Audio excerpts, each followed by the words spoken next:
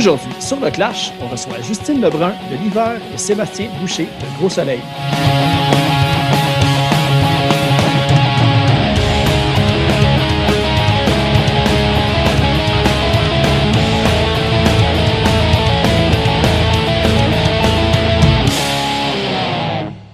Juste avant d'aller à l'épisode, on va aller écouter une pièce de l'Hiver intitulée Hantise qui est tirée du EP Médusa sorti en mars 2020.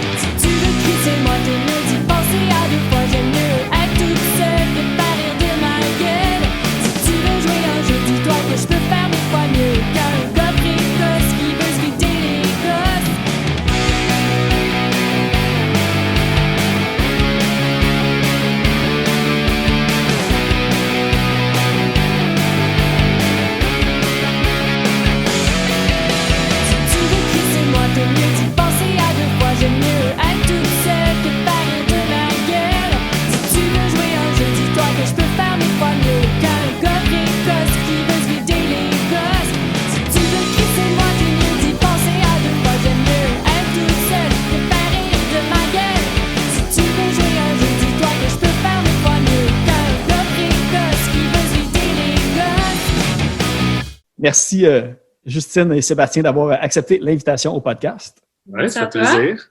En fait, c'est la première fois en plus que je reçois, on va dire, deux groupes en même temps. Puis, j'étais comment que je vais approcher un petit peu l'interview, puis tout, comment je vais commencer. Puis, ben, tu sais, Justine, t'as gagné, vu que c'est comme tempête dehors. Puis, oui. Ton projet, c'est l'hiver. Fait que j'ai fait comme, c'est la seule raison qu'il me faut pour partir comme ça. Voilà. Fait que, en fait, moi, j'avais entendu une de tes chansons qui avait passé à Pit Pit Punk il y a quelques mois, je crois. Puis c'était la première fois que j'entendais parler de toi et de ton groupe, en fait. Aussi, vous n'avez pas fait beaucoup de spectacles. J'étais comme un petit peu curieux de savoir comment que ça a parti, le projet. Oui, ben c'est ça. Dans le fond, c'est drôle parce que Pit Pit Punk, c'était vraiment une surprise pour moi aussi. Là. Il nous a tagués comme ça. Je l'ai vu passer sur Facebook. Je me suis dit, aïe, il y a quelqu'un qui joue une de nos tunes à CISM. C'était comme un petit achievement pour moi. Puis non, c'est ça, on n'est vraiment pas sur la map encore parce que, comme tu dis, on a fait à peu près un show et quart parce que, ben, tu sais, le projet est quand même assez jeune, là, ça fait peut-être 1 an. Puis évidemment, là, notre premier show, c'était comme en février dernier. Fait que, tu sais, juste avant la pandémie. Il y a 1 an. Hein? Exactement 1 an, parce que c'était pour la fête à Seb là, qu'on avait joué. C'était notre grosse inauguration en tant que vraie band, là. Mais dans le fond, quand ça a commencé, tu sais, je te dirais, c'est moi qui avais vraiment envie de repartir un petit projet musical parce que moi, j'avais fait de la musique, tu sais, de manière amateur au cégep. Ça faisait quasiment 10 ans là, que j'avais pas, que j'étais pas remontée sur une scène, etc. Puis là, c'est ça. Ça faisait longtemps que je me disais, faut que je le fasse. Puis là, j'ai eu un accident, j'étais en arrêt de travail pendant 3 mois. Puis là, la tête a spiné, puis j'étais comme, là, ça serait le moment, tu sais. faut tout le temps, je suis tout le temps overachiever, fait que j'étais comme, bon, là, je fais rien parce que je suis en arrêt de travail, faut que j'écrive des tunes. Puis, ça s'est passé un peu comme ça, de fil en aiguille, tu sais, j'ai fait un post sur Facebook, puis il y a Geneviève qui s'est manifestée, fait que nous deux, en plus, je trouvais ça vraiment cool que ça soit une fille, tu sais. Mon idée idéale, c'était d'avoir un band de filles. Fait que ça a cliqué, puis comme ça, on a commencé à écrire des tunes. On en a fait une dizaine. Après ça, on a eu Julien qui s'est joint au drum. Puis l'hiver passé, on a fait des petites maquettes chez nous. C'est là que Sébastien est rentré aussi dans le projet là, parce qu'il m'a aidé à taper tout ça. Fait que c'est comme ça que c'est né. Oui, mais c'est ça que j'ai vu justement que, tu sais, Seth, tu avais fait le mix puis le master, je pense, du démo. C'est un petit peu comme ça que j'ai comme eu le flash de vous inviter aussi les deux en même temps. Toi, c'était-tu... parce que aussi, j'ai pu voir que tu as fait pas mal d'études en musique, mais est-ce que... C'est quoi tes autres projets que tu as fait de master puis de mix que tu avais fait avant? As-tu un studio? Ou tu sais, j'ai un studio à la maison, là, dans le fond, qui sert surtout à faire de la pré-prod, là, ou des fois, je fais des tracks pour des sessions pour d'autres artistes, là, mais surtout des guitares. Puis au niveau du mix puis du mastering, j'en avais fait lors du EP de Gros Soleil. En fait, c'était pas juste moi, mais c'était moi avec les deux autres gars du band. On a refait des guitares, puis justement, on a travaillé le mix puis le master chez moi. Fait que j'ai appris un peu en le faisant à ce niveau-là. Puis sinon, au niveau de la production, il y a plusieurs années, moi, j'ai réalisé le premier album d'un artiste qui s'appelle Marc Gravel, qui est pas très connu, mais qui fait de la musique cool. Puis d'ailleurs, là, on entre en processus pour faire un autre EP avec lui. Puis dans le fond, j'ai appris à faire de la réalisation, de la prise de son, puis du mix là. Le mastering, j'ai vraiment appris ça en le faisant. Là. En fait, j'en avais jamais fait avant. Puis je me suis rendu compte d'ailleurs que je pense pas que je vais faire ça dans la vie. Là. Dans le fond, c'est le fun, mais c'est vraiment compliqué à faire. Puis c'est vraiment une spécialisation particulière. Ouais, c'est dur à expliquer, mais quand tu entends le résultat, tu fais comme ah, ok, ouais, ça fait vraiment une différence. Pareil. Ouais, ça fait vraiment une grosse différence. Puis il n'y a pas vraiment. Tu sais, mis à part les machines que tu peux utiliser pour le faire, puis dans le cadre du EP à Justine à l'hiver, puis même du EP à Gros Soleil, à ce moment-là, tu sais, on n'a pas fait ça avec des gros moyens, là, fait que c'était des plugins dans le logiciel d'enregistrement que j'utilise. Mais je sais que les studios de mastering, ils ont comme du gros matériel analogue qu'ils utilisent pour ça, mais mis à part le matériel qui est une partie de la chose, dans le fond, c'est vraiment comme des ingénieurs en mastering se basent uniquement sur leurs oreilles, là, dans le fond, puis c'est du monde qui ont tellement écouté de musique, qui ont développé une expertise à travers le temps d'être capable d'identifier les fréquences qui dérangent ou qui sont trop proéminentes pour les corriger. Puis c'est vraiment juste leurs oreilles, là. J'avais eu la chance, moi j'ai enregistré un EP dans ma vie au complet. Puis on ne savait pas à qui faire affaire dans le fond pour le mastering puis tout ça. Puis quelqu'un nous a donné le nom d'un gars dans un studio. Puis ça a fini qu'on a comme travaillé avec comme Ryan Maury sans savoir c'était qui. Puis le gars, il a comme OK, la liste est infinie de qu'est-ce qu'il a fait, là, de Jean Leloup à Lassa de Sela, à Priestess puis tout ça. Puis justement, c'est juste, il est devant son ordi avec ses speakers, puis il est juste concentré. Puis tu vois, des fois, il fait des petits trucs, mais il est juste en mode écoute jusqu'à temps qu'il réussisse à tout placer le stock. Là. Puis quand il a fait jouer le avant-après, on a fait comme, OK, aucune idée qu'est-ce qui vient de se passer, là, mais on sonne vraiment comme plus large, plus lourd, plus plein dans le fond, comme ça. Là. C'est lui de mémoire, à moins que je me mélange avec un autre Ryan, mais je suis pas mal sûr que c'est lui qui a fait le mastering de l'album de Gros Soleil, justement, aussi. Hey, ça se peut, ça, je l'avais... Ouais, je pense en plus, je l'avais pris en note, c'est ça, tu vois, tout est dans tout. Tu vois, tu sais, moi, je le connais pas personnellement parce que dans le fond, nous, notre maison de disques a envoyé les mix, puis on y a jamais parlé, on a juste reçu le résultat. Puis pourtant, on avait fait faire d'autres masterings avant par d'autres gens. Puis on n'était pas vraiment satisfait du résultat. Puis lui, quand il nous a envoyé sans jamais y parler, ben on a juste fait comment c'est parfait. Il n'y a rien à refaire de plus. On envoie ça sur Internet, that's it. Puis tu te demandes pourquoi il prend des contrats de personnes qu'il ne connaît pas quand tu vois justement la liste. Tu sais, c'est des centaines et des centaines là, de monde avec qui il a travaillé, là, puis c'est fou. Là. Tu sais, je pense même les 3 accords, c'est lui qui l'a fait. Tu sais, ça a juste plus de fin. Là, il y a le plus gros CV de l'histoire du mastering, là, sûrement là au Québec, d'impressionnant. Ouais. Oui, c'est ça. En fait, aussi, je te demandais parce que tu as dit, tu sais, tu avais travaillé, ben, que tu jouais avec Geneviève puis Julien, je pense que tu avais dit. Est-ce que là, en ce moment, est-ce que le band roule encore ensemble? Parce que je pense qu'il y avait eu des mouvements que j'avais lus aussi un petit peu. Oui. Ben, tu sais, dans les faits, là, c'était déjà beaucoup moi à la base qui écrivait. Tu sais, il y a eu des tunes aussi que Geneviève a écrites. Puis qu'on composait pas mal en band, là. Moi, c'est ça que je voulais d'un band, c'était que tout le monde compose ensemble, mais finalement, c'était souvent un peu moi qui arrivais avec les trucs. Puis finalement, Geneviève, elle a dû se désiter du projet pour ces raisons. Puis après ça, avec toute la pandémie, etc., on n'était plus capable de jammer à toutes les semaines. Fait que c'est comme si le projet, je l'ai un peu pris de mon bord, tu sais, c'était...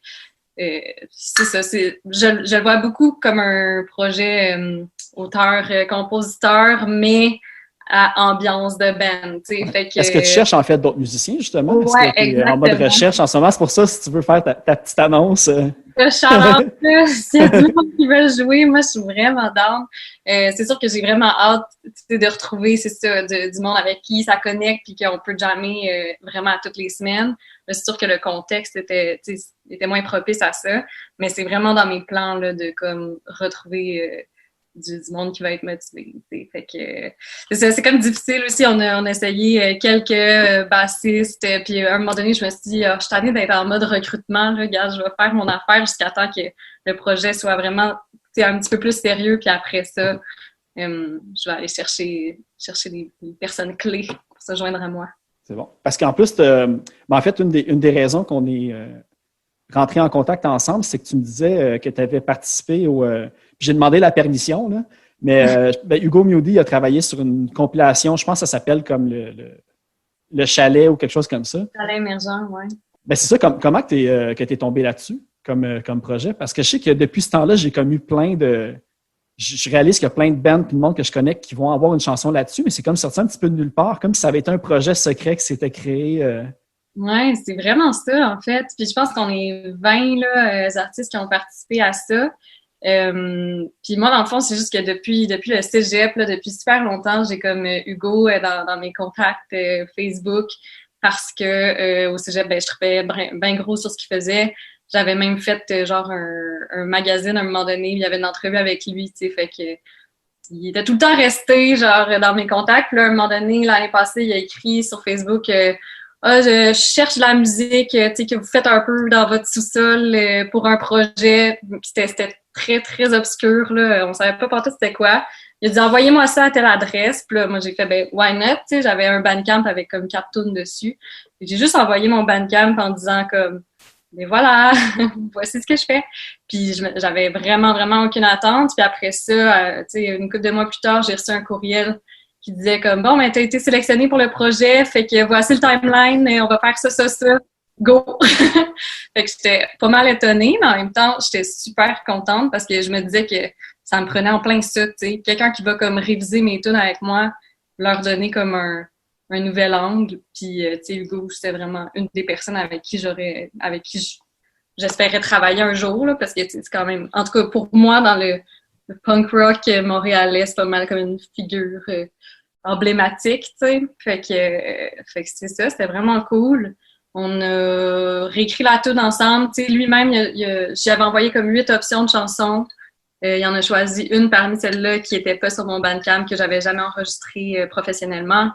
Tu sais, il a changé des petits accords, on s'est parlé des paroles, etc. Puis on a tapé ça. Puis en tout cas, moi, je suis vraiment, vraiment fière du résultat. J'ai vraiment hâte que ça sorte. Moi, j'ai hâte que ça sorte. Moi, justement, en lui demandant si on parlait de cette compilation-là, si on avait le droit ou s'il voulait comme garder ça un petit peu plus secret avant que ça sorte. Là. Il m'a dit que d'ailleurs, la chanson que tu avais faite était vraiment excellente. Là. Fait que j'ai hâte d'entendre ça. Ah, c'est nice. Mais oui, j'ai eu vraiment des bons commentaires. C'est ça, les gars, ils étaient comme « Asti, c'est vraiment bon! » Fait que tu disais que tu avais 8 tunes, parce que là, en ce moment, tu as un monoplage puis un EP de 3 chansons, je pense. Ouais. Fait que est-ce que tu étais justement en train tu t'enlignais-tu vers enregistrer peut-être un je sais pas comment on va appeler ça, un mini-album ou un LP même? Ouais, ben c'est sûr qu'éventuellement j'aimerais ça taper comme les autres tunes qui me restent parce que c'est les plus récentes, mettons, fait que c'est celles que en tout cas, j'aime le plus, tu sais. Fait que là, avec celle qui va sortir avec le projet Chalet émergent, ben ça m'en fait déjà une de moins. Mais ouais, éventuellement, j'aimerais se retourner en studio. Même celle du EP, tu sais, tu vas vouloir les retravailler un peu. Ouais, c'est aussi, ça. Il y a comme du petit retravail à faire, là. Tu sais, pour moi, c'est tout le temps un peu en mouvance, là. Il n'y a rien qui est coulé dans le béton. Fait que, ouais, c'est dans mes plans, mais il n'y a rien de seté encore à ce jour. Alors, tu disais comme de retravailler le EP. J'avais une question justement par rapport à ça avec Gros Soleil. Tu sais, vous aviez un EP, je pense, qui avait été nominé au Gamic, je pense, pour EP Rock ou quelque chose. Puis je le trouvais nulle part. J'ai vu comme des tunes ou des vidéos qui linkaient à rien, dans le fond. Fait que c'est un petit peu ça qui s'est passé. C'est des tunes qui se sont trouvées sur l'album, puis vous les avez retravaillées avec un meilleur son? Ou Oui, c'est exactement ça. En fait, il y a sur le EP, il y avait 5 tunes, je pense. Puis il y en a 3 de ces 5-là qui se sont retrouvés sur l'album. Donc, on les a retirés. On a décidé de retirer tout le EP, en fait, des plateformes, puis d'un peu partout sur Internet. Puis les 2 autres qu'on a décidé de pas mettre sur l'album, c'est pas qu'on les aimait moins, là, c'est juste qu'à un moment donné, on avait plusieurs chansons, puis il fallait faire un choix pour arriver à un produit qui était comme cohérent, là, puis qui faisait du sens ensemble au niveau des thématiques puis du son. Puis les 2 autres chansons, ben on prévoit les sortir. On les joue des fois en spectacle, là, d'ailleurs. C'est 2 chansons qu'on a jouées il y a... Quoi, ça fait déjà 2 semaines? Mm-hmm. Le 22 janvier. À Québec. Ces 2 chansons-là, on les a jouées. Fait que tu vois, on les joue encore en spectacle. C'est juste qu'on va regarder comment les faire cadrer pour le prochain album. Là, que d'ailleurs, on commence déjà à travailler dessus. Ah, mais c'est bon parce que d'ailleurs, justement, c'est ça, c'est Occulture populaire qui est sorti à l'automne dernier. Mm-hmm. C'est ça, tu parlais de cohérence puis tout. C'est vraiment un œuvre en soi, justement. Tout se tient vraiment comme un bloc, un monolithe de rock, on pourrait dire. Là. Fait que ouais, ça c'est vraiment... est-ce que vous êtes surpris en plus? Moi-même, j'étais surpris parce que souvent, la première place où je fais mes recherches, je regarde les Facebook des bands, j'étais vraiment surpris de voir que vous avez eu vraiment beaucoup de couverture quand même médiatique. Puis si j'avais fait le chemin inverse, j'aurais été surpris de voir que les médias y ont cliqué, mais qu'il n'y a pas autant de monde que je l'aurais cru qui vous suivent. Fait que ça vous a-tu comme surpris un petit peu, ce clash-là entre les deux? Je t'avoue que c'est une réalité que moi, je suis conscient, les autres du band aussi. Je pense qu'il y a une partie de ça qui peut s'expliquer du fait que sortir un album en plein milieu de la pandémie sans pouvoir faire de spectacle pour en faire la promotion puis contribuer à se faire connaître a vraiment pas aidé. Ensuite, c'est sûr, on a une maison de disques derrière nous qui a embauché une relationniste pour faire une campagne de presse quand l'album est sorti. Puis c'est ça, les médias, ils ont super gros trippé. Puis après ça, comment ça se rend au public, on n'a pas vraiment on peut pas faire grand-chose par rapport à ça, mis à part le fait de faire des spectacles pour essayer de se faire connaître et montrer comment on peut offrir quelque chose de spécial en spectacle. Puis ça, on n'a pas eu l'occasion de le faire. Mais c'est ça, on a une super bonne réception par rapport aux médias. Puis les gens, il y a toujours des gens nouveaux qui nous découvrent, qui nous écrivent justement sur Facebook, n'importe quoi, pour nous dire qu'ils trippent sur leur musique, puis que ça fait du bien d'avoir du rock qui se fait au Québec, parce qu'il y en a pas beaucoup qui se fait de ce temps-ci. Ouais. Mais effectivement, moi aussi, je trouve qu'il y a une espèce d'écart entre les deux. Je sais pas si c'est que on a les médias qui ont couvert l'album, c'est surtout des médias traditionnels, puis je sais pas si les gens qui consomment la musique rock peut-être sont moins réceptifs à ce genre de médias-là. Je sais pas exactement, je suis pas un spécialiste des communications, mais effectivement, il y a un écart à ce niveau-là, puis on se demande encore pourquoi. Mais c'est ça, je me demandais parce que j'ai lu les articles, j'ai écouté les entrevues que Gros Soleil a faites. Puis, en fait, c'est ça, c'est comme le groupe, à l'origine, c'était les Truands qui se sont réunis pour un festival et tout, puis qui ont voulu justement changer leur son, faire de quoi de nouveau, quitte à se réunir pour faire quelque chose. Puis, à chaque fois qu'ils arrivaient pour parler de toi, parce que toi, à l'origine, tu n'étais pas dans les Truands, c'est ça? Non, c'est ça. Il n'y a aucun endroit que j'ai trouvé l'histoire de comment tu as joint le band. À chaque fois qu'il y avait quelqu'un qui allait dire quelque chose, ça changeait de sujet. J'étais comme shit, il allait le dire là, puis là, ils ne le disent pas. Fait que comment tu t'es joint au Truand pour que ça devienne Gros Soleil? Il meurt, là. C'est la première fois qu'il en parle. Oui, c'est ça, exclusivité. Si t'écoutes, il y a une entrevue que En fait, quand c'est moi qui donne les entrevues, j'en parle. Puis, tu sais, je les ai pas toutes écoutées, maudit. Non, c'est ça, mais tu vois, il y en a celle que moi j'en ai donné une à la radio de l'Université Laval, puis une à la radio de l'Université Concordia, que c'est moi, seulement moi qui donnais l'entrevue. Là. Puis d'ailleurs, celle de Concordia était vraiment longue. Mais dans le fond, c'est ça, je l'expliquais un peu à ce moment-là. Puis, en gros, c'est juste, dans le fond, Fred, le batteur de Gros Soleil, qui, eux autres, ils avaient pris la décision d'ajouter un autre membre au groupe pour justement donner une direction différente. Puis, moi, je le connaissais pas à ce moment-là, Fred, mais il a fait une publication sur Facebook. Puis, ben moi, vu que j'ai plein d'amis qui sont... Puis, je connais plein de gens qui sont musiciens au Québec, ben, il a fait une publication comme quoi il cherchait un guitariste pour jouer du rock. Puis là, il y a plein de mes amis qui m'ont tagué puis qui m'ont proposé. C'est même pas moi qui m'ai proposé, là, dans le fond. Quoi, j'étais super content parce que moi, dans le fond, tu sais, avant ce projet-là, j'avais d'autres projets puis j'ai surtout accompagné des artistes dans plein d'autres genres musicaux. Mais ce qui m'a toujours fait triper, c'est le rock, tu sais. Sauf que j'en jouais jamais parce que, je sais pas, là, ça donnait pas. Fait que là, quand j'ai eu cette opportunité-là, dans le fond, j'ai eu une petite audition avec les gars, puis ils m'ont tout de suite pris dans le band. Dans le fond, l'audition, c'était vraiment pas grand-chose. Là. Je pense qu'on a joué 2 tunes, puis ils ont vu que j'étais bon. Après ça, ça a collé vraiment tout de suite.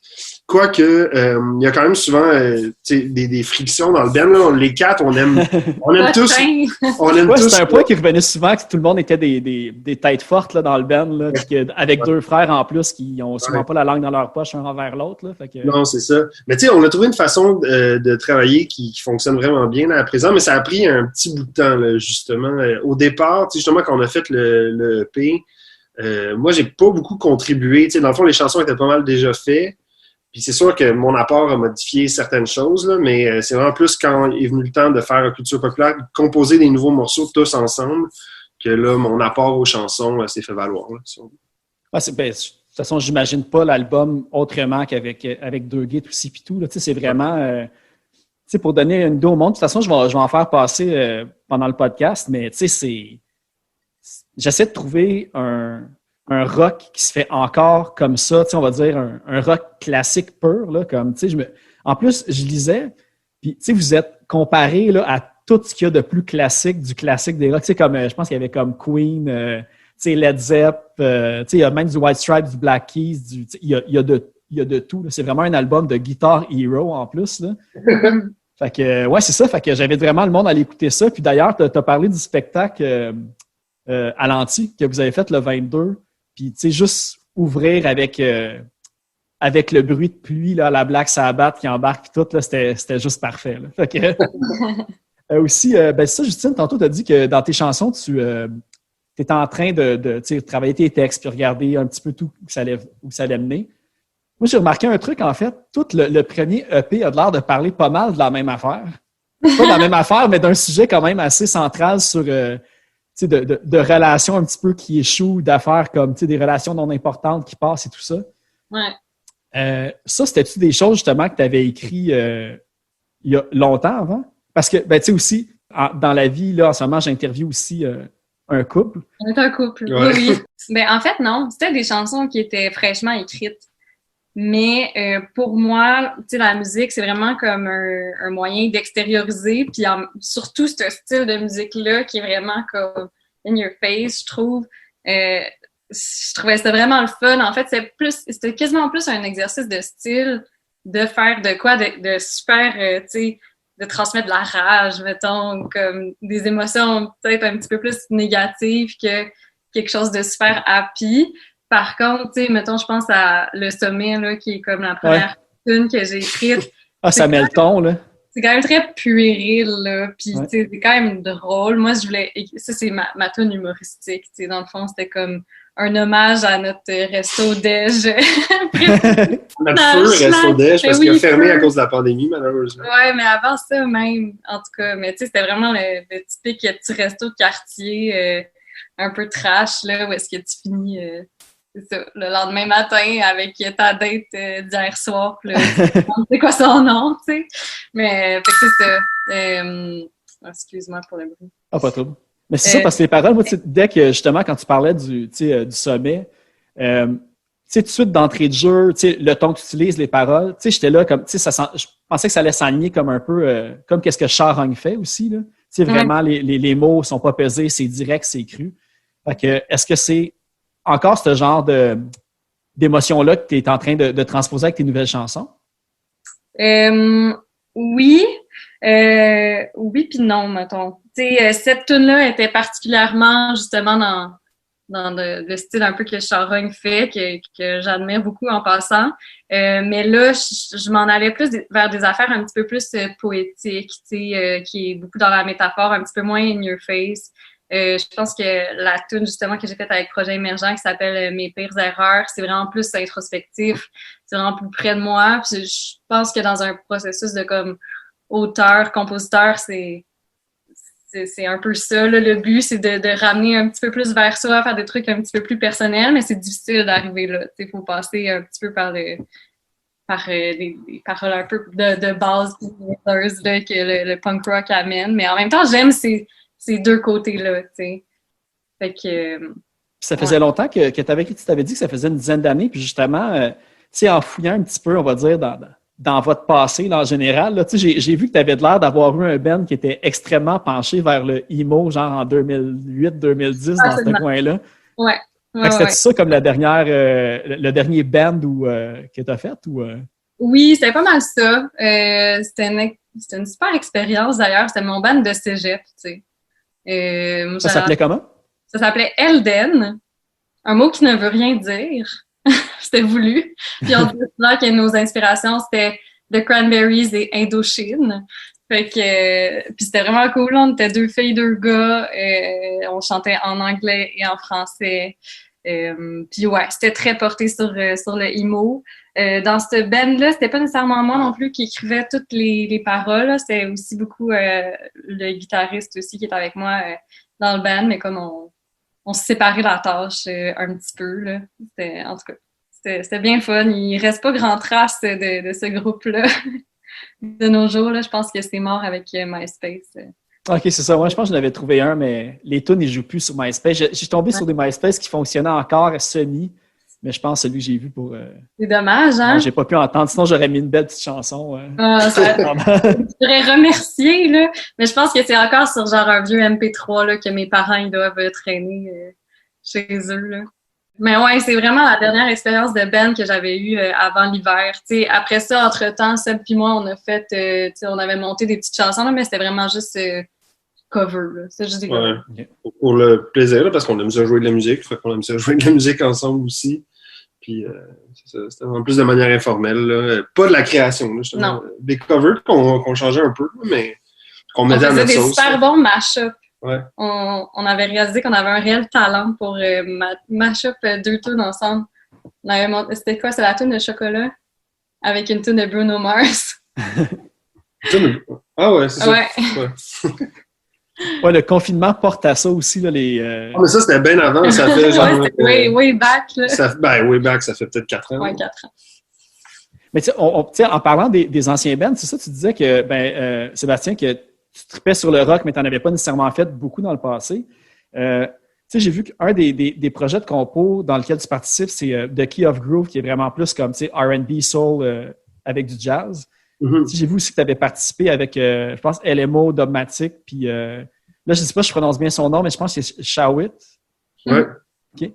Fait, toi, dans le fond, tu as été pigiste plus que dans des bands de composition dans les dernières années, on pourrait dire. Oui, effectivement. Tu sais, dans le fond, moi, j'ai commencé à faire... c'est ça, j'ai commencé à jouer comme pigiste, tu sais, justement, Dogmatic, là, c'était genre quand j'étais au cégep en musique, là, fait que ça fait comme... je sais pas, là, plus de 10 ans. Là. Puis après ça, j'ai accompagné un artiste montréalais qui s'appelle Patrick Lehman, qui est un anglophone. Il a été nominé, je pense, aux Junos en plus, lui, puis tout. Ouais. Qui fait plus du R&B. J'ai été avec lui pendant comme quasiment 3 ans, puis on a fait de la tournée au Canada, aux États-Unis. Puis après ça, là, je me sais plus tout l'inventaire, là, mais c'est ça. Il y a lui, j'ai été quasiment 4 ans avec Shawit aussi, qui fait plus du reggae. Pas plus, mais qui fait carrément du reggae. Avec qui on s'est promené pas mal aussi. Puis sinon, ben, à la pige, j'ai accompagné plein d'autres mondes, puis j'ai remplacé dans des bands aussi. Mais oui, c'est ça. Mes deux projets de création, ben là, c'est Gros Soleil qui est particulièrement actif. Key of Groove, on a sorti des tunes l'année passée, je pense. Puis, dans le fond, la fin de cet album-là est supposée sortir prochainement. Mais dans le fond, c'est comme un peu compliqué là, parce que sur l'album, il y a plein de collaborateurs différents, dont notre ancienne chanteuse qui est Dominique Fils-Aimé, qui a fait des chansons sur le nouvel album. Et le Dominique, elle sort un album dans genre 2 semaines. Ce qui fait que là, décaler ça un petit peu pour pas saturer. Fait que vous allez décaler ça un petit peu pour pas saturer un petit peu. Exactement. Puis aussi parce que dans le fond, Étienne, qui est le leader de Key of Groove, là, c'est vraiment son projet à lui. Lui, il joue dans le band à Dominique présentement. Fait que là, il est bien gros occupé avec ce lancement-là. Fait que tu sais, c'est comme. Puis les autres musiciens, on a tous d'autres projets. Là. Fait que dans le fond, c'est comme un projet qui est comme sur le côté puis qui se développe tranquillement. Là. Mais ouais, c'est ça. C'est sûr que c'est ça. Moi, tu sais, dans le fond, je jouais du rock puis du métal au tout début. Avant, mettons, d'aller étudier en musique au cégep, là, j'avais un band de hommage à Metallica quand j'étais au secondaire, puis j'ai appris la musique comme ça, en fait, là, en apprenant à l'oreille. Là, moi, j'ai joué de la guitare pendant peut-être 3-4 ans avant de prendre mes premiers cours là, qui m'ont vraiment servi à pouvoir rentrer au cégep, là, parce qu'au cégep Saint-Laurent, c'est difficile de rentrer. C'est vraiment super contingenté, puis c'est ça. J'ai pu apprendre les notes sur mon instrument puis comprendre un peu comment la théorie musicale fonctionnait pour pouvoir aller là. Mais avant, c'était vraiment, j'ai appris dans l'ordre d'un band de garage, puis ça m'a vraiment encore touché parce que tu vois, ce que je fais présentement au niveau de mes recherches dans le milieu académique, parce que c'est ça, je suis encore à l'école, là, moi. Puis, dans le fond, je suis en train de finir mon doctorat en éducation musicale, puis tous mes travaux de recherche sont justement comment on peut puiser à travers cette espèce d'approche-là instinctive des musiciens populaires, ben, en fait, de ceux qui jouent du rock ou qui ont une approche un peu plus garage pour apprendre la musique, puis comment on peut utiliser ça comme véhicule pour se développer en tant que musicien dans un milieu qui est plus formel. Fait que là, on s'est égaré un peu, là, comme Justine t'a dit avant, j'ai tendance à parler beaucoup. Là. Non, mais pour vrai, regarde, parce que je voulais aller un petit peu dans ce coin-là, parce que j'avais des questions relativement à ça. Mais là, ça fait à peu près, tu sais, je dirais, bon, ça fait à peu près une demi-heure qu'on jase. Fait qu'on va aller écouter une chanson de Gros Soleil sur Occulture populaire. J'avais choisi Le temps des monarques, qu'on va aller écouter.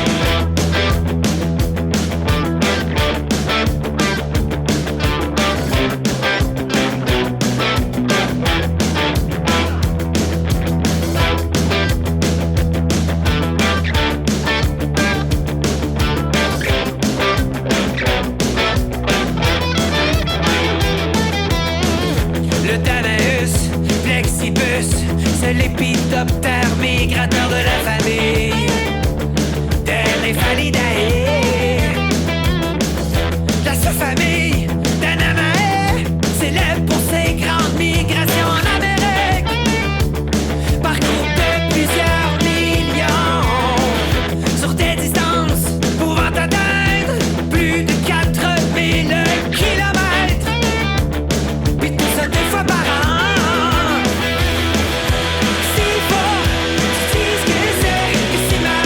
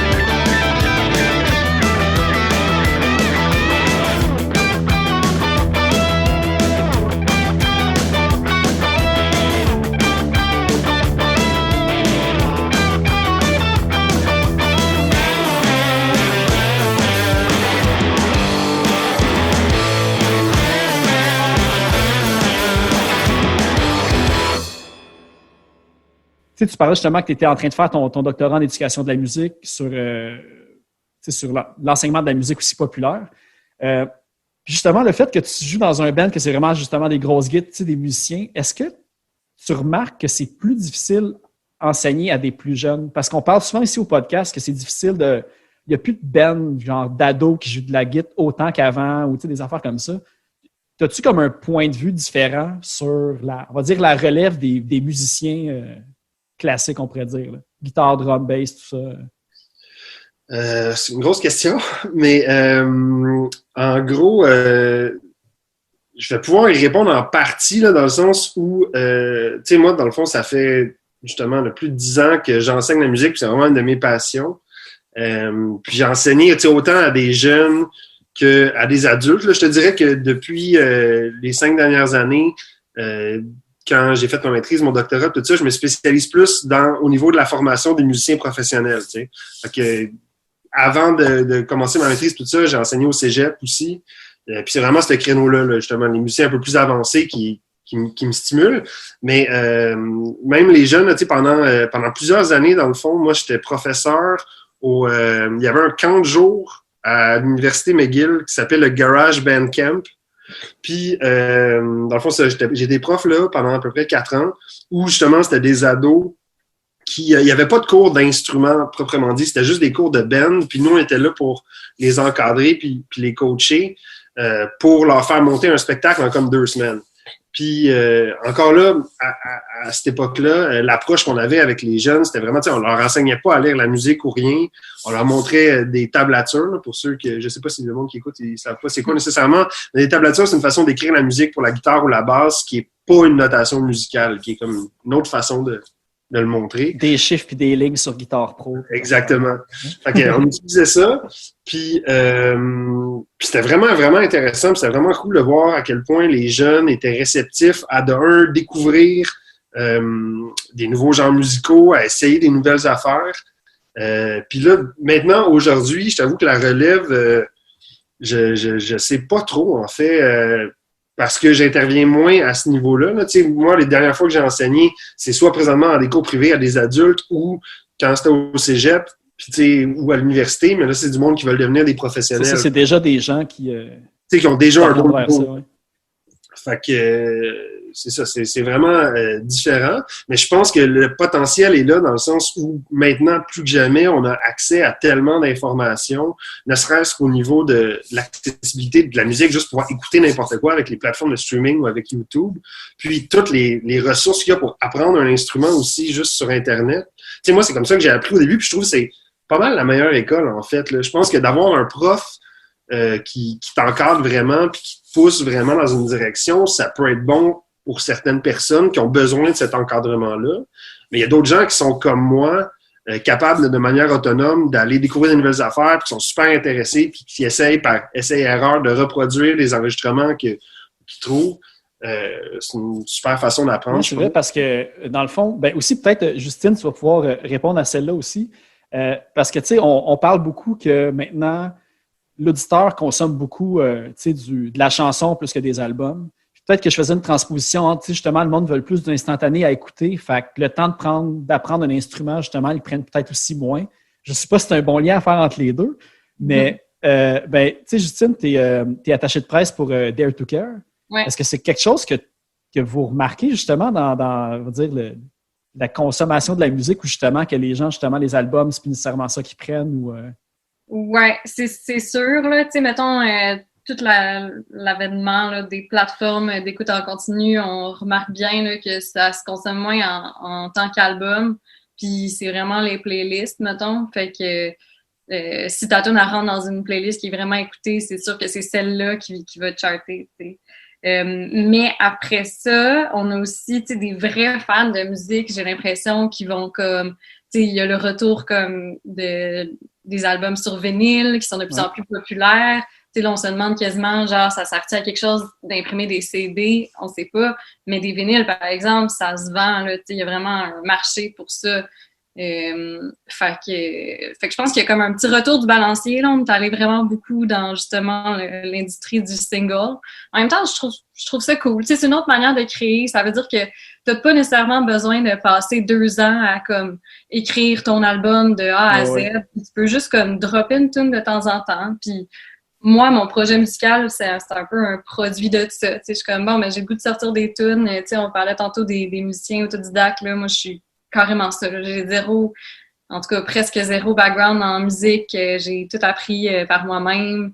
Écrire des tunes, tu sais, genre, je l'ai fait essai-erreur. Fait qu'il y a ça de bien aussi avec l'industrie, ou en tout cas la consommation de musique actuelle, c'est que tu peux juste dropper une chanson quand ça te tente, puis c'est juste tellement facile de la diffuser, c'est ça qui est cool, tu sais. Moi, j'avoue que si t'as juste une chanson qui est sortie, puis tu peux tout de suite avoir une carte de visite un petit peu pour faire des shows, au lieu d'attendre d'avoir un album qui va te prendre comme 1 an à faire, puis pendant ce temps-là, t'attends parce que tu stagnes, dans le fond, à attendre de lâcher de quoi. Fait que, de toute façon, le monde qui veut écouter des albums complets peuvent encore aussi. C'est pas comme si donc, un empêchait l'autre. Là.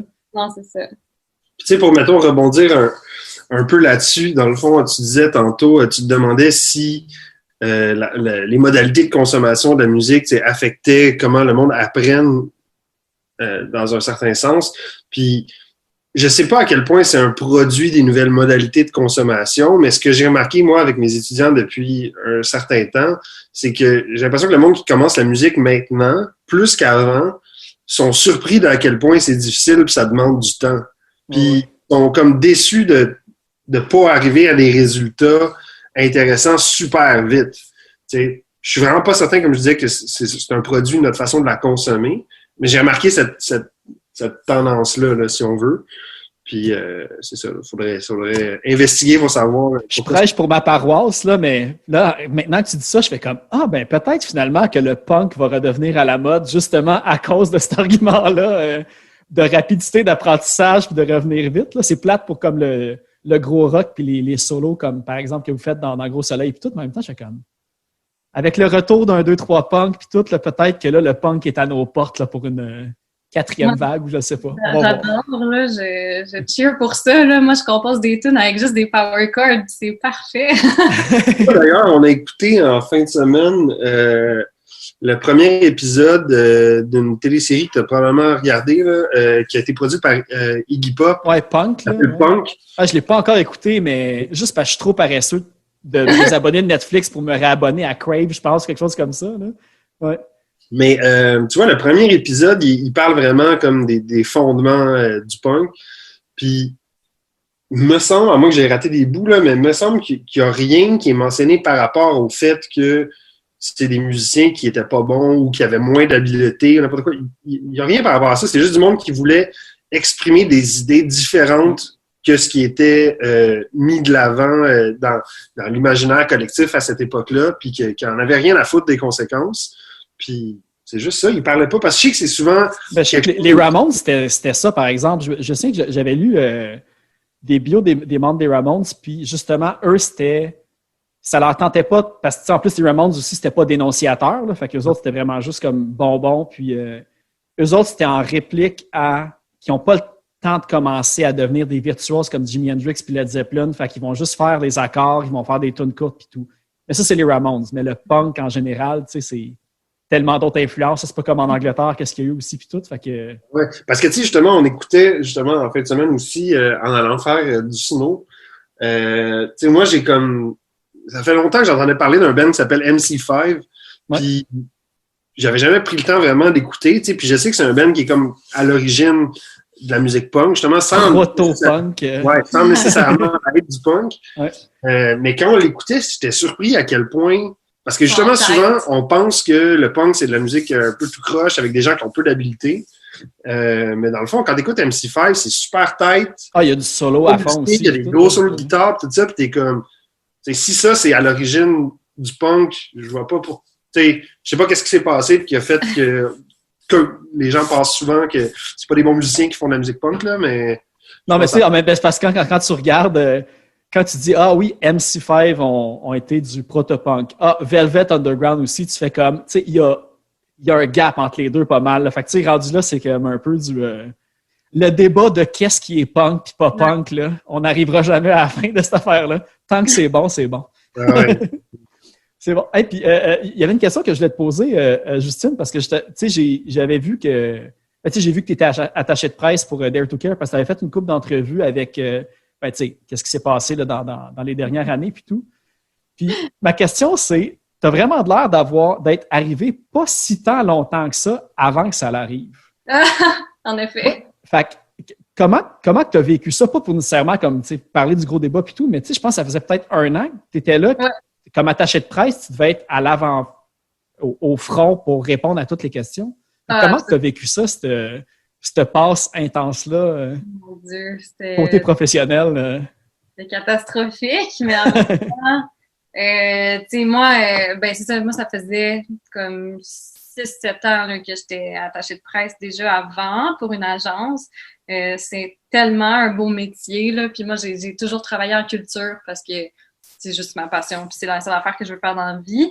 Mais je voulais vraiment, vraiment travailler en musique, tu sais. Fait que là, quand j'ai vu le poste chez Dell, je veux dire, en plus, avec tout ce que je t'ai dit sur Hugo Midi dans le temps, au Dell, je veux dire, c'était juste parfait pour moi. C'est mon poste de rêve. Fait que là, go all in. Fait que, tu sais, quand tout ça est arrivé, je te dirais que ma petite lune de miel avec mon métier parfait était pas finie encore. Fait que j'ai pris ça comme défi, mais j'avouerais que c'était vraiment une passe assez rough, là. Mais en même temps, on est full d'une belle équipe, on a comme tellement des beaux artistes, tu sais, l'esprit du label de ses débuts est encore là. Fait que on s'est vraiment, tu sais, on a vraiment fait le ménage, là. On s'est dissocié de tout ce qui marchait pas. Puis là, en plus, j'ai une nouvelle boss en cœur de pirate. Puis ça, c'est vraiment des bonnes nouvelles. Puis je pense que dans les prochaines semaines, on va avoir plein de belles affaires à annoncer aussi. Fait que c'est ça. C'était juste comme le mauvais, le tsunami à passer. Puis, regarde, on a passé au travers. Puis, moi, j'avais peur que ça l'affecte. Tu sais, Dare to Care, je pense que c'est comme... c'est une pierre angulaire. Comme tu disais, il y a énormément de bons artistes. Ça a toujours eu, on va dire, bonne réputation culturellement. Là. Puis là, maintenant, justement, que le ménage est fait. Puis moi, quand j'ai vu Cœur de Pirate prenait les rênes, j'ai fait comme, OK, tu sais, pas une bonne expression là, avec tout ce qui s'est passé, mais j'allais dire les meubles sont sauvés dans le sens que, le monde qui était clean, qui était correct, des employés honnêtes qui étaient là puis passionnés, ils ne vont pas se retrouver sans cette belle entreprise-là, qui est Dare to Care, justement, petite grosse boîte Sainte-Cécile. Il y a tellement d'artistes que je pense que c'est comme la meilleure situation qui aurait pu se passer, c'est que vraiment. Qu'on se rende au point, que vous vous rendez au point où ça en est aujourd'hui. Ouais. C'est ça. C'est la meilleure chose qui aurait pu arriver dans les circonstances. Puis je te dirais même que comme, je vais pas me vanter par rapport aux autres labels, mais en même temps, on s'est vraiment posé les bonnes questions, puis là, on fait vraiment les bonnes choses. Puis à partir de maintenant, en tout cas, j'espère qu'il n'y en aura plus de problème parce que comme on a vraiment fait une introspection. C'est la situation qui nous a obligés à faire ça. C'était difficile, mais comme là, en tout cas, j'espère qu'il n'y en aura plus de faux pas. Mais tu sais qu'en plus, c'est ça, tu disais que toi, quand tu es arrivé là, tu étais encore dans la lune de miel de la culture puis tout. Ouais. Mais je pense n'importe qui va aller travailler en culture va dire entendre des rumeurs, faire des trucs. Mais tu sais, j'imagine que tu es tellement juste content de te rendre à travailler dans des places comme ça que pas que tu fais la sourde oreille, mais peut-être que tu te dis, c'est pas de mes affaires, puis finalement, c'est que ça fait que ça perpétue un petit peu le poison qu'il y avait, là, parce que, tu sais, toi, quand tu as commencé à travailler à Dare to Care, tu devais dire comme c'est une job de rêve, là. Tu sais, tu dois être vraiment contente, là, fait que c'est un peu ça que j'espère qu'il va changer un petit peu, là, des... Ben oui, absolument. Puis c'est pas non plus une histoire de faire la sourde oreille, mais c'est juste que si chacun on a notre petit bout d'histoire, mais qu'on le met pas ensemble, c'est difficile de voir le big picture, tu sais. Puis je pense que c'est un problème qui est présent dans plusieurs industries, là. Tu sais, juste avant, il y avait eu l'histoire avec Ubisoft, eux autres aussi à l'interne, c'était en tout cas. Il y a encore d'autres histoires qui sortent aussi dans ce milieu-là. Tu sais, à chaque mois, je pense que je vois un article sortir encore là-dessus sur des nouvelles allégations, puis tout, ça n'a juste plus de fin. Là. C'est ça. Fait que dans tous les milieux, c'est un peu comme ça. Fait que c'est juste comme un problème de société qu'on est en train de régler petit peu par petit peu, puis il y a les mauvais morceaux qui partent, puis les bons qui restent. Quand le problème est chez Ubisoft puis chez Marilyn Manson, puis que tu vois tout le range de personnes qui ont ces deux affaires-là, c'est vraiment rendu un problème généralisé que ça, en tant que société, il faut viser ça. Là. Fait que, ouais. Et puis, tu sais, tu avais dit que ça faisait 7 ans que que tu faisais ce job-là. J'ai vu que pour Music for Cancer aussi, tu avais travaillé. Oui. À quel titre? C'était un stage, en fait. Quand je suis sortie de l'université, j'avais fait un stage qui était plus dans le milieu du cinéma. J'avais moins apprécié. Puis après ça, c'était mon 2e stage. Puis j'étais comme, aïe, un festival punk. Puis pour une bonne cause qui se passe à Sainte-Thérèse. Moi, j'ai grandi à Laval, tu sais. Fait que j'étais comme, là, c'est juste le meilleur scénario. Puis c'est ça, j'ai rencontré Jay, il était super smart. Puis ce que je faisais pour lui, dans le fond, je faisais les commandites, les partenariats. Okay. Fait que j'avais fait comme un beau plan de partenariat. J'allais cogner aux petites portes des magasins de musique. Puis finalement, c'est ça, c'était pour avoir du cash pour qu'on fasse le festival. Là, mais c'était tout petit dans le temps. Là, je pense que c'était en 2010, là, si je ne me trompe pas, okay. Pour eux autres.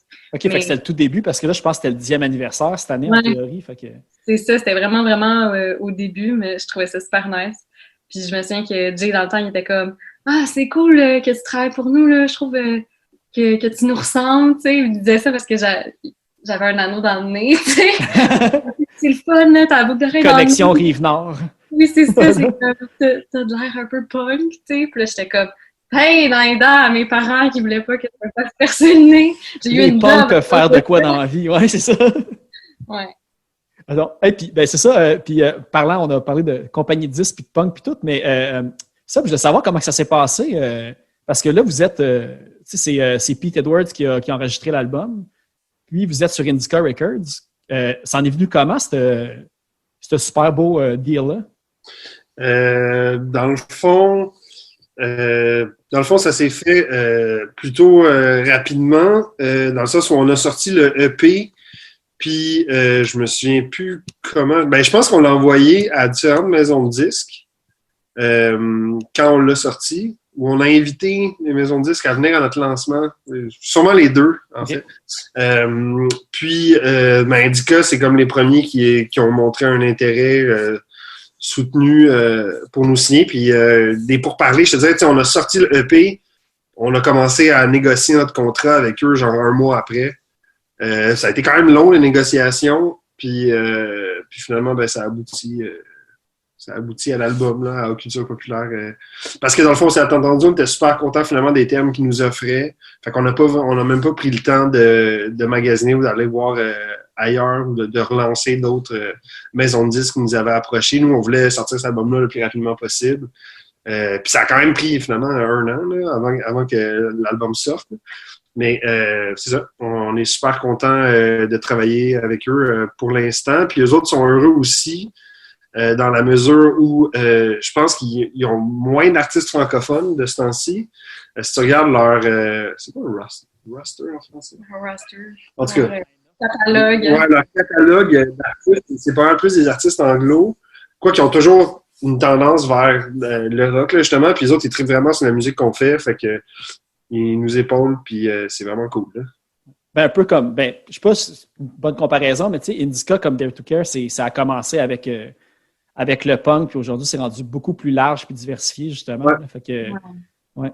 Mais c'est encore, tu sais, les Indica, tout le monde, dans le fond, à la base de ça, c'est les gars de Grimmskunk. Les gars, il n'y a pas de fille, mais en fait, c'est une fille qui est à la tête de Indica, mais dans le fond, les gars de Grimmskunk sont super gros impliqués dans le processus, puis eux autres, justement, c'était des gars qui ont une approche très punk. Là, quand on faisait l'album avec Pete, c'était vraiment...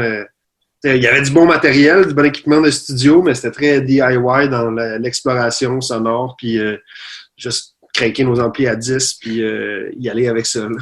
Est-ce que le choix, c'était-tu... est-ce que c'est vous autres qui aviez demandé à Pete Edwards d'enregistrer ou ça s'est fait un peu... ça vient avec le contrat, c'était des trucs de négocier? Dans le fond, non, c'était pas obligé. Dans le fond, Indica nous ont dit qu'il y avait un budget pour faire l'album.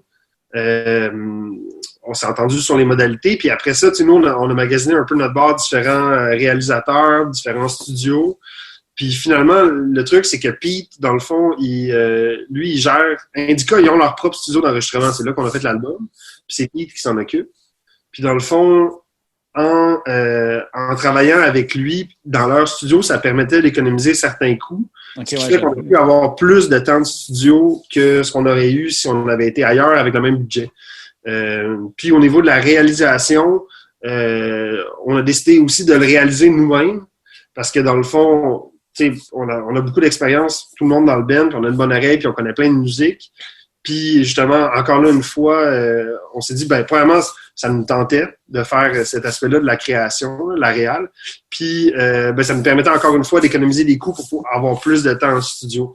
Après ça, le prochain, je doute qu'on ait le même processus, là, dans le sens où là, on va avoir idéalement plus de budget puis plus de temps encore. Puis on veut essayer aussi de travailler avec d'autres mondes juste pour avoir des gens qui vont amener une autre perspective à notre musique. Parce que c'est sûr qu'en tant qu'artiste, quand tu réalises ton propre album, tu as une perspective des choses qui est un peu figée parce que c'est toi qui as créé l'œuvre que tu réalises en même temps.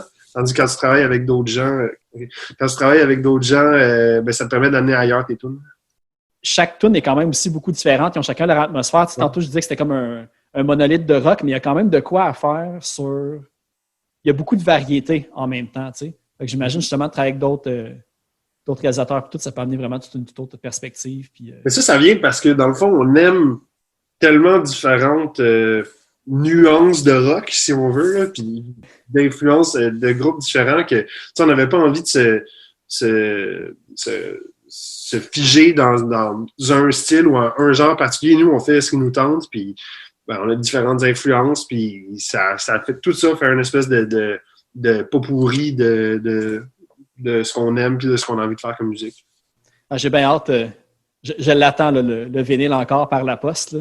J'ai hâte de tenir, comme on parlait justement que les CD, que vous étiez encore en enfer chez Dare to Care et tout ça, mais la pochette de Gros Soleil, j'ai hâte de la voir. Je pense que c'est une des plus belles que j'ai vues depuis vraiment longtemps. Elle est vraiment, vraiment, vraiment cool. Là. Ah ouais. L'artiste, c'est Arnaud People. Moi, j'ai vu qu'il a fait des posters pour autant Simple Plan que Mastodon puis des affaires de même. Là. Il y a vraiment de l'air de... moi, je l'ai connu à cause de vous. Là. Fait que...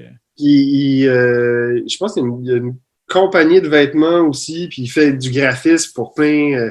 de reste, d'ailleurs, il y avait certains... Broken Stoke aussi, je pense. Oui, c'est ça, mais certains de ces designs qui étaient avec Broken Stoke, là, dans le fond, qui vendaient lors du dernier, comment ça s'appelle, le Flea Market Punk, là, je sais pas trop. Ouais, au Fouf. Ben là, non, je pense que cette année, c'était ailleurs, mais... C'était au Cheval Blanc, je pense, cette année. Ouais, habituellement, c'est au Fouf. Puis c'est ça, puis Arnaud, il a fait une job. Nous, à chaque fois qu'il fait des trucs pour nous, on capote là, à chaque fois, tu sais. On trouve ça tellement cool, puis tellement original en même temps. Puis d'ailleurs, tu sais, comme là, sans donner de scoop, on va, dans le fond, là, on commence à faire un vidéoclip qui va sortir prochainement. Puis Arnaud est supposé dans le fond, de contribuer à ce clip-là. Donc, il a fait un clip, je pense. J'ai vu qu'il avait fait un... C'est-tu pour Rémi Bilodeau ou quelque chose comme ça, avec de l'animation puis tout ça dedans? Oui, c'est ça. Il a fait pour Gab Bouchard aussi. Ben, c'est ça, nous autres aussi, on collabore souvent avec lui. Il est vraiment smart, puis c'est ça, il a vraiment un beau style. Il est comme propre à lui, mais en même temps, il est super ouvert à faire comme plein d'affaires. En tout cas, je trouve qu'avec Gros Soleil, ça fit vraiment, tu sais, culture populaire avec la mort, puis il a même mis le pont Jacques-Cartier, là, comme les couleurs aussi, puis tout, là, le côté cartoon, puis... Ouais. Super. Ben, regardez, moi, c'est tout pour moi. J'ai vraiment fait le tour des trucs. Cool. Et en même temps, moi, je vais encourager le monde justement à aller... ben là, pour l'instant, l'hiver, il y a plein de trucs sur... il y a 4 chansons sur Bandcamp. À surveiller aussi là, la compilation, le chalet qui devrait voir le jour, j'imagine, dans... On va dire quelques mois, parce que j'ai aucune idée sur les détails non plus. Je sais pas, mais j'ai bien hâte. Puis, mais t'as-tu des détails, justement? Est-ce que c'est-tu relâché par... C'est-tu sur une compagnie de disques? Est-ce que c'est indépendant ou y a-tu des... Oui, c'est avec Music Mansion. Ah, OK, ça fait du sens avec... je pense justement Mewdy là-dessus, puis... oui, c'est ça. Avec Ariane la carabine. Carabine est là, ouais. Je pense Clément Jacques, puis l'autre, Barasso. Je pense, me semble que c'est eux autres, C'est ça. Là, j'allais dire leur roster encore, mais leur catalogue, on va dire. Le catalogue. Ouais, c'est ça. Ben, écoute, je sais pas quand est-ce que ça va sortir, mais tu sais, on a fait une captation live avec ça. Fait qu'il va y avoir comme la tune sur les plateformes, j'imagine, puis la captation en vidéo et format live, là. Il y avait des super musiciens qui ont travaillé. D'ailleurs, gros merci à tout le monde. C'était vraiment une belle expérience. Fait que j'ai bien hâte que tout le monde l'écoute. Oui, ben, je regardais les stories, puis on a parlé de Charogne tantôt, puis je pense que j'ai vu que Catherine, Oui. qui est là-dessus aussi. Là, Elle participe aussi. C'est ça, moi, j'ai vraiment rien entendu d'autre de ce qui s'est fait sur ce projet-là. Fait que j'ai vraiment hâte aussi, tu sais, j'étais curieuse, là, fait que j'avais demandé les noms, puis il y a aussi Jay Essiane de la Faune qui a participé. D'ailleurs, c'est lui qui jouait le drum dans la captation live, mais c'est ça, il y a plein de projets qu'on a déjà entendus de noms, mais que les gens font comme des projets solo. Puis aussi, ben du monde que comme on connaît pas vraiment, tu sais, comme moi, ce qui est vraiment cool, là. Ça met sur la map des gens un peu différents. Mais j'ai entendu une couple de noms, mais en même temps, c'est ça, on dirait que je me garde une gêne juste parce que je veux pas non plus... Ah mon Dieu, je viens de spoiler tellement d'affaires. Non, ben pas tant... Non, mais on a juste dit Charogne puis l'hiver, fait qu'on est correct, là. Okay. Mais j'ai vérifié avec qu'on avait le droit d'en parler un petit peu, puis il avait dit, bah, il n'y a pas de problème. Là. Fait que, je pense qu'ils peuvent être gagnants si jamais il y a quelques personnes qui découvrent cette compile grâce à ce podcast-là. Puis pour Gros Soleil, bien évidemment, là, au Culture Populaire est disponible. Puis il y a de la merch aussi, des chandails, il y a le vinyle qui est disponible, sinon aussi sur Bandcamp en version digitale. Puis, fait qu'on surveille, voir peut-être, vous allez peut-être tomber en enregistrement dès que c'est possible pour un deuxième album. Ouais, dans le fond, c'est ça. Je te dirais qu'au niveau des nouvelles, c'est sûrement le clip qui va arriver le plus tôt. Puis sinon, on va peut-être sortir quelques chansons aussi, parce qu'on a tellement de matériel. Tu sais. On n'arrête pas d'écrire des tunes, puis dans le fond, je sais pas si on va attendre de tout mettre sur un prochain album ou si on va sortir des chansons avant. En tout cas, ça reste à voir, mais il y a plein d'affaires qui s'en viennent, ça c'est sûr, puis on demeure actif. Là, on peut pratiquement pas faire de spectacle, à part justement les spectacles virtuels comme ce qui se passe à l'Anti, là, mais il y a peu d'opportunités à ce niveau-là, là, pour n'importe qui est dans la musique présentement. Là. Puis c'est sûr que nous, on a hâte de jouer, puis on espère que cet été, il va potentiellement avoir le retour de certains spectacles extérieurs, puis on a vraiment hâte de partager notre musique avec les gens à ce niveau-là, là, parce que tu sais, c'est ça l'affaire aussi, c'est que avec la musique rock, le punk, n'importe quoi, ce qui est le fun, c'est l'énergie que cette musique-là amène. Puis tu sais, on peut capter une partie de cette énergie-là sur un enregistrement, mais c'est jamais comme le voir en live. Non, c'est ça. Avec tes oreilles qui scillent le lendemain, là, tu sais. Mais malgré, tu sais, t'as parlé de l'Anti, puis moi, votre spectacle, c'était le premier que je voyais, parce que j'avais acheté des billets pour d'autres spectacles qu'avant, qui ont été finalement reportés à cause, tu sais, les dates changent souvent à cause de ce qui se passe en ce moment.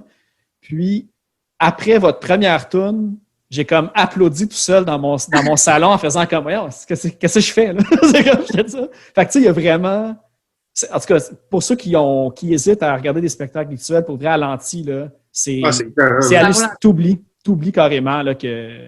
Tu sais, pour les gens, pour les auditeurs du podcast qui, je suppose, sont des gens qui aiment justement le rock, le punk et tout ça, c'est beaucoup des spectacles de ces genres musicaux-là là, qui se font à l'Anti. Beaucoup de métal aussi. Carl Emmanuel, c'est ça son nom, qui a l'accompagné de toi. Puis d'ailleurs, je pense que tu l'as eu sur ton podcast il y a pas longtemps. Ou tu vas mais c'est l'épisode précédent, en fait. Fait que c'est le dernier épisode qui est passé, c'est ça. Ouais. Puis dans le fond, c'est ça, il fait un job incroyable. Puis pour faire connaître plein de bands, puis justement dans les genres là, de la musique punk rock, etc. Puis il y en a à toutes les semaines. Là. Puis tu vois, nous autres, on a fait notre. Je pense qu'il y avait 20 dates en janvier. Je pense qu'il y avait 42 dates en 60 jours en début de 2021. C'est super bien filmé, le son est vraiment bon, l'équipe est cool. Honnêtement, c'est super. Là. Puis c'est ça. J'inviterais le monde qui écoute le podcast à aller s'enseigner là-dessus puis regarder les spectacles. Tu vois, nous autres, on aimait tellement ça que le lendemain de mon show, je suis revenu ici, à Montréal. Puis il y avait un spectacle le soir d'un band qui s'appelle Sandvice, là, qui est comme qui d'ailleurs viennent de sortir pour faire un lien avec Black Sabbath du début. Je pense que leur dernier EP, c'est des covers de Black Sabbath. C'est ça. Puis dans le fond, ils faisaient un show le lendemain de notre spectacle. Puis tu sais, moi, je l'ai acheté pour l'a regarder. Là. Fait que dans le fond, c'est ça, on en regarde souvent. Là, puis c'est ça, là, c'est vraiment de quoi de cool. Puis que ce qui est intéressant, c'est que Carl-Emmanuel, justement, il s'est vraiment activé à faire de quoi pendant que toute l'industrie était comme en train de subir une espèce d'hiatus. Lorsque le confinement a été annoncé, puis tout, lui a réagi tout de suite, puis il y a eu vraiment une belle initiative. Ben, comme je disais, moi, au début, j'étais sceptique de cette affaire-là parce que il y avait plein de monde qui faisait des lives sur Facebook. J'écoutais 2 tunes, j'étais tanné. Puis là, je me suis dit, je vais en acheter, il y a juste ça anyways. Mais finalement, c'est pas juste, il y a juste ça. C'est quelque chose de.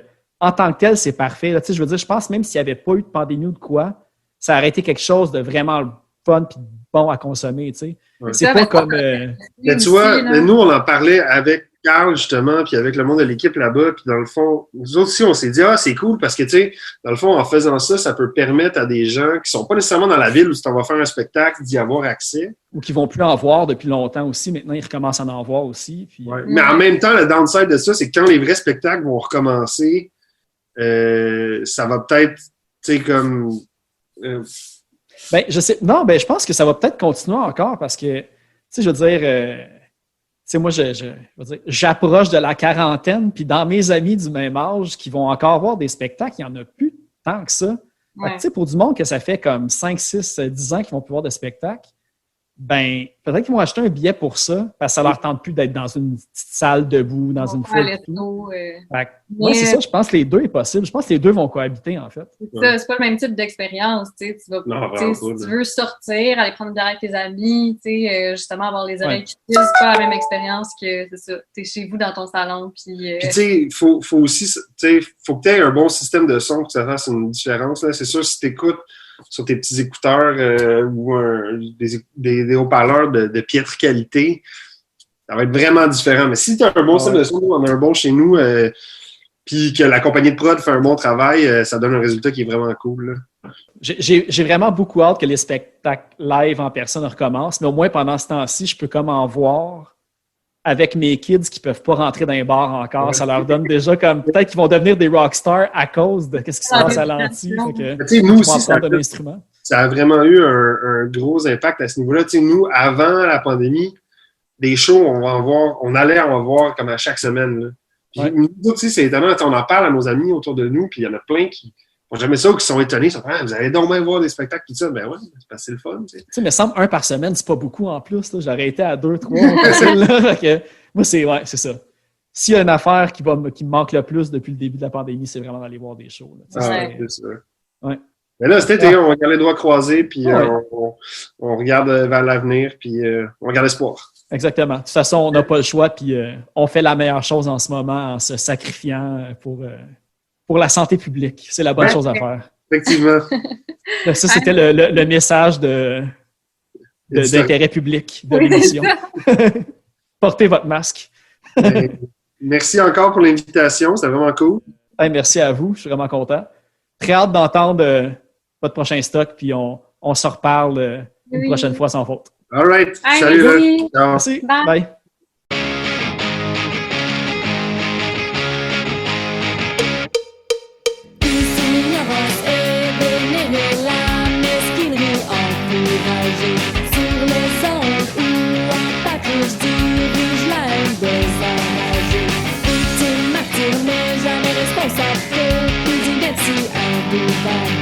Rien de trop compliqué ni sophistiqué, tant que c'est facile à recompter. Toujours les mêmes